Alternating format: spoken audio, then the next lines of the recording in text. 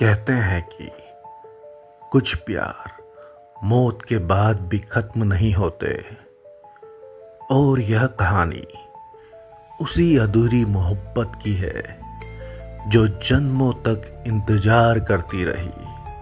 नमस्कार दोस्तों, आपका स्वागत है आपके अपने YouTube channel scary story house में। आज की डरावनी कहानी, पुनर्जन्म की सच्ची प्रेम कहानी, शापित परिवार और रहस्यमयी हवेली। मध्य प्रदेश के एक छोटे से गांव के बाहर एक विशाल जर्जर हवेली खड़ी थी। लोग उसे चंद्र महल हवेली के नाम से जानते थे। दिन में भी उसकी टूटी खिड़कियां और काली दीवारें किसी बुरी साए की तरह लगती थी। गांव वालों का कहना था कि वहां एक ऐसा श्राप है जो पीढ़ियों से लोगों की जान ले रहा है।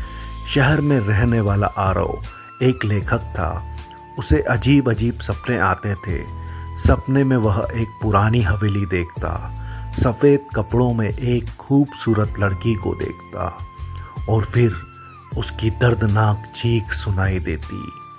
एक रात सपने में उस लड़की ने उसका हाथ पकड़कर कहा, आरव वापस आओ, मैं तुम्हारा इंतजार कर रही हूँ। आरव पसीने में भीगा हुआ जाग गया।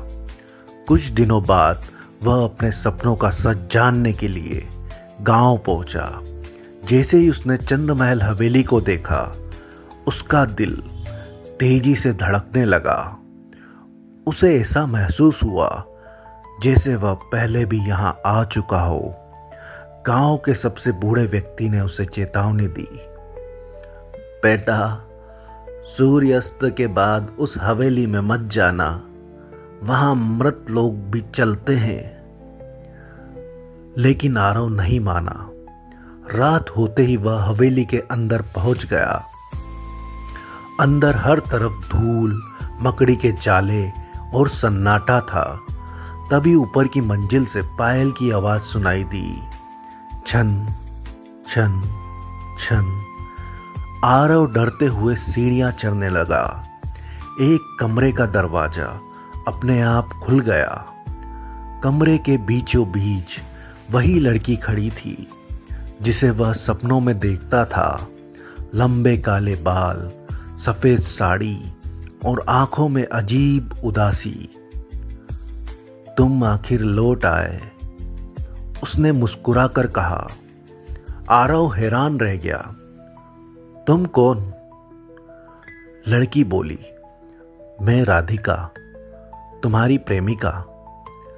आरव पीछे हट गया। मैं तुम्हें नहीं जानता।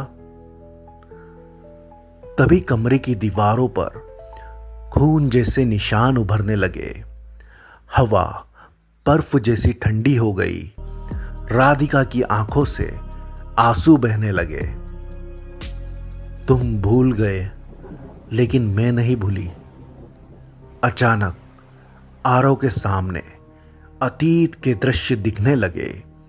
लगभग 100 साल पहले वह इसी महल के हवेली के मालिक का बेटा वीर था और राधिका गांव की एक साधारण लड़की।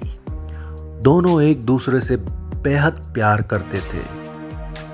लेकिन वीर का परिवार इस रिश्ते के खिलाफ था।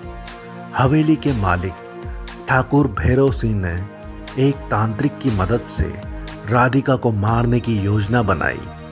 अमावस्या की रात राधिका को हवेली के तहखाने में जिंदा दफना दिया गया।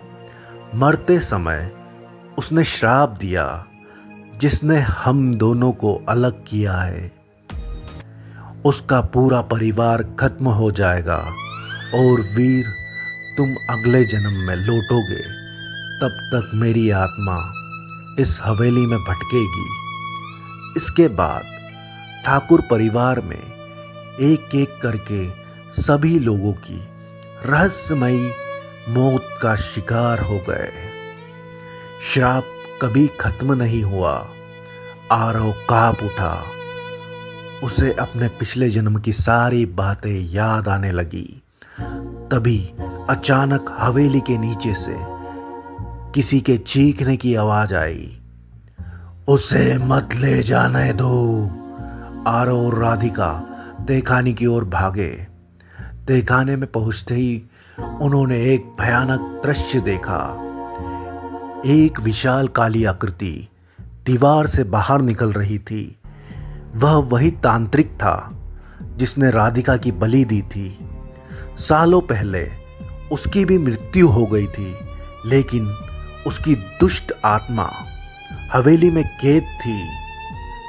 उसकी आंखें लाल अंगारों की तरह चमक रही थी। राधिका कभी मुक्त नहीं होगी, तांत्रिक गुर्राया। अचानक पूरी हवेली हिलने लगी। दीवारों से खून टपकने लगा। सैकड़ों आत्माओं की चीख गूंजने लगी। तांत्रिक ने आरव का गला पकड़ लिया। आरव का दम घुटने लगा। तभी राधिका उसके सामने आ गई।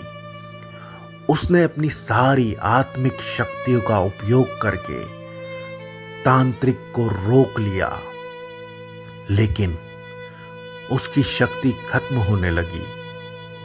आरव, अगर श्राप खत्म करना है तो मेरे अवशेषों को मुक्त करना होगा। आरव ने तहखाने की तरफ जमीन खोदनी शुरू की। कुछ देर बाद उसे एक पुराना कंकाल मिला। जैसे ही उसने उसे बाहर निकाला, पूरी हवेली में भयानक गर्जना गूंज उठी। तांत्रिक की आत्मा दर्द से चीखने लगी, नहीं नहीं। अचानक आग की लपटें उठी। काली आत्माएं राख बनकर गायब हो गई। हवेली का श्राप टूट गया। राधिका मुस्कुराई। उसका चेहरा धीरे धीरे चमकने लगा। इस जन्म में हमारा साथ नहीं हो सका, लेकिन अब मैं मुक्त हूं। आरव की आंखों से आंसू बहने लगे। मुझे छोड़कर मत जाओ। राधिका ने उसका हाथ छुआ। सच्चा प्रेम कभी नहीं मरता।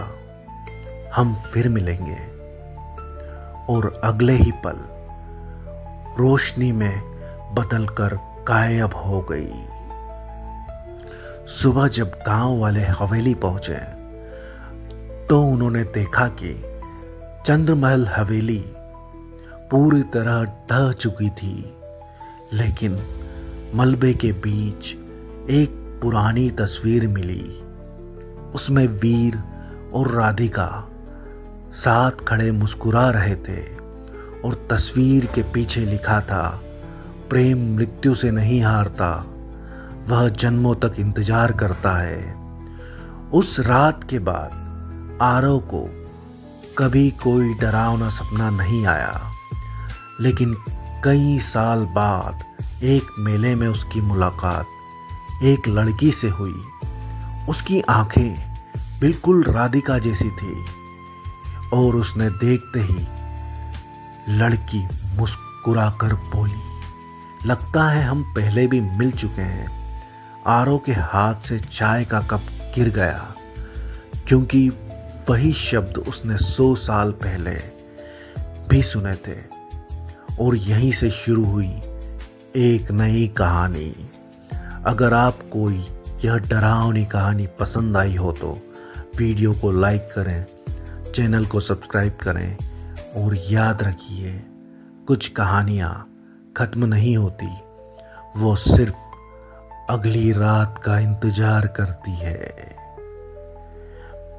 मिलते हैं नई डरावनी कहानी में। तब तक के लिए अलविदा दोस्तों।